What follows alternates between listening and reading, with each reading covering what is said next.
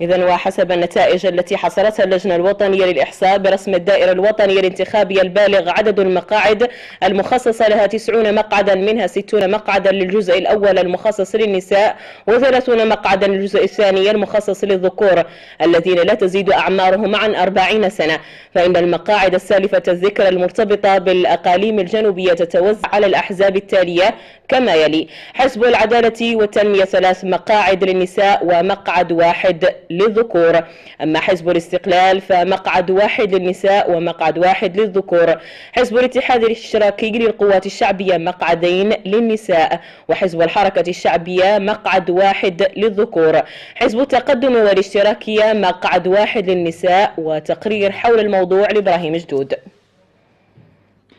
بالنسبة للفائزات المنتميات للأقاليم الجنوبية عن اللائحة النسائية لحزب العدالة والتنمية: عزوها العراك من مواليد 1979 بالداخلة، مهندسة تطبيق ممتازة، رئيسة القسم التقني بجهة وادي الذهب القويرة، عضوة المكتب الإقليمي للعدالة والتنمية بالداخلة، متزوجة وأم لطفل. وعن اللائحة نفسها: أمينة ماء العينين من مواليد 1980 بتيزنيت،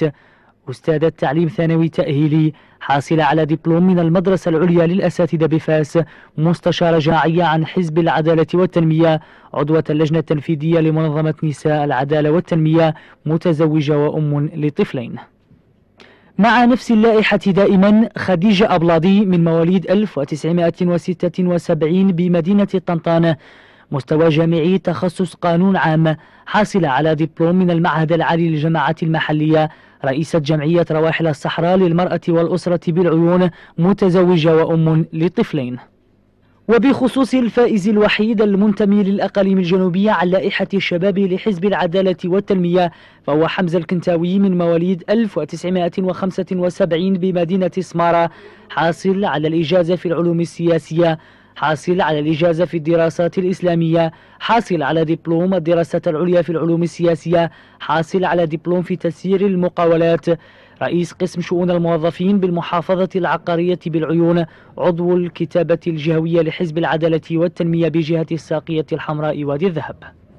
وبخصوص الفائزة المنتمية للأقاليم الجنوبية عن اللائحة النسائية لحزب الاستقلال، فهي وكيلة اللائحة كملت كمال من مواليد 1969 بالعيون، مستوى دراسي جامعي، وهي عضوة المجلس الملكي الاستشاري للشؤون الصحراوية، ونائبة رئيس المجلس البلدي بالعيون، وعضوة الفيدرالية الوطنية لأبناء المقاومين بالمغرب، ورئيسة جمعية جوهرة الصحراء للنهوض بأوضاع المرأة والطفل، وهي كاتبة منظمة المرأة الاستقلالية بالعيون، متزوجة وأم ل4 أبناء.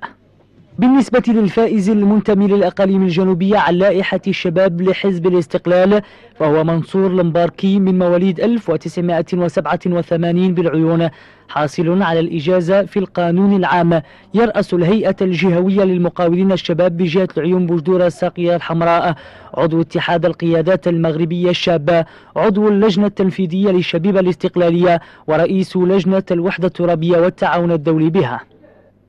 الفائز المنتمي للأقاليم الجنوبية عن لائحة الشباب لحزب الحركة الشعبية هو مولود أجف من مواليد 1973 بالعيون، حاصل على الإجازة في القانون العام، وحاصل على دبلوم في الصحافة من المعهد الإقليمي للإعلام بالقاهرة، عضو المجلسين البلدي والإقليمي بالعيون، رئيس مولودية العيون لكرة القدم، رئيس الاتحاد الإقليمي لفروع الجمعيات والمنظمات الوطنية بالعيون، عضو الجامعة الوطنية للتخييم، عضو المكتب التنفيذي للشبيبة الحركية، متزوج وأب لطفلة.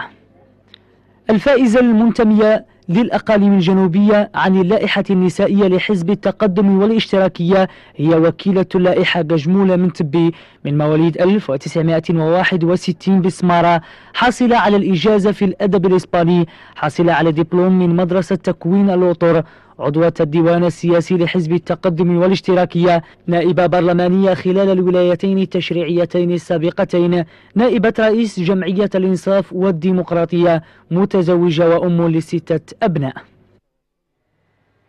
وبخصوص الفائزات عن حزب الاتحاد الاشتراكي للقوات الشعبية، ويتعلق الأمر بكل من حسناء أبو زيد ورقية درهم، نتناول سيرهم الذاتية في نشرة الغد بحول الله.